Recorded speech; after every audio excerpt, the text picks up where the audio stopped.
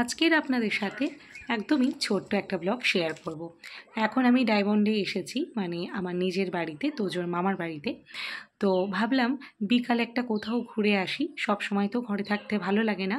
আর কালকে রবিবার ছিল, যেহেতু কালকে বাবা স্কুল ছুটি ছিল, তো বাবা, আমি আর তোজো তিনজনে মিলে চলে গেছিলাম সরিষা রামকৃষ্ণ মিশন আশ্রম দেখতে। আর এই যে ডায়মন্ড হারবার রোডের ওপর থেকে তখন যাচ্ছিলাম, আর অনেক দিন পর নিজের স্কুল দেখতে পেলাম, অনেক দিনই পর। এই যে ডায়মন্ড হারবার গার্লস স্কুল, এই যে দেখতে পাচ্ছেন, এটাই আমার স্কুল। আমি স্কুলেই পড়তাম, তো স্কুলের পাশ থেকেই যাচ্ছিলাম, তারপর ডায়মন্ড হারবার হাই স্কুলের পাশ থেকেও যাচ্ছিলাম। তো যাই হোক, অনেক দিনের ইচ্ছা ছিল যে সরিষা রামকৃষ্ণ মিশনে একটু যাব, ওখানকার পরিবেশ দেখব। আসলে অনেক দিন আগেই ওই সরিষা রামকৃষ্ণ মিশনে গেছিলাম, যখন আমার সারদা মন্দিরে সিট পড়েছিল মাধ্যমিকে। তো তখন ওই পরীক্ষা দেওয়ার পর ওখানে একটু ঘুরতে গেছিলাম। খুবই ভালো লাগে ওখানকার পরিবেশ। আর এত বছর পর বাবার সাথে আবার ওখানে গেছিলাম কাল। খুবই ভালো লেগেছিল। তো সবটা আপনাদেরকে দেখাবো, আপনারা দেখতে থাকুন। আর এই যে আমরা এখন বাইকে আছি, এই যে তোজো, আমি আর বাবা।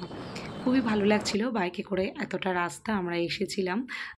তো আমরা এই যে রামকৃষ্ণ মিশনের একদম শিক্ষা মন্দিরের সামনে দাঁড়িয়ে আছি, দেখতে পাচ্ছেন। তো পুরোটাই আপনাদেরকে দেখাচ্ছি, দেখুন। এই যে চারিপাশটা কতটা সুন্দর। আর এই যে দেখতে পাচ্ছেন সরিষা রামকৃষ্ণ মিশন শিক্ষা মন্দির। আজকের এসেছি সরিষা রামকৃষ্ণ মিশনে। এখানকার পরিবেশটা এত সুন্দর, মানে কি বলবো।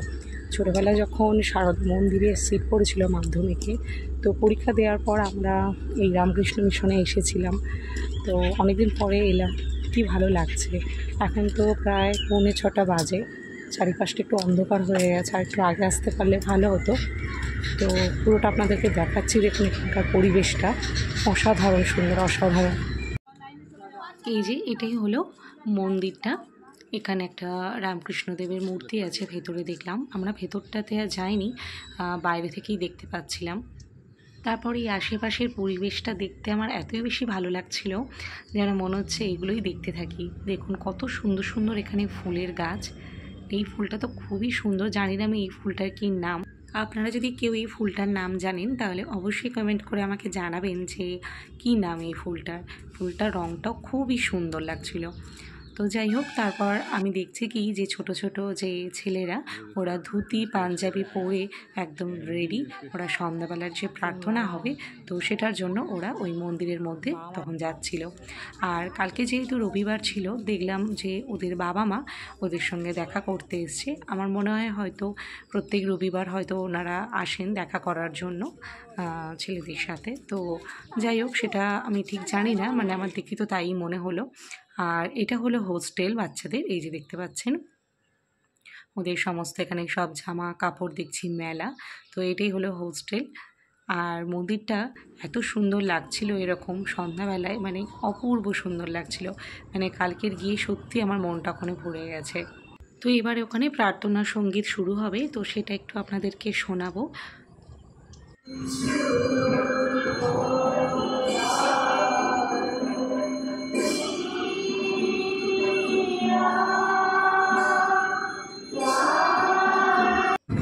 তো যে কোথায় এসেছো বলো?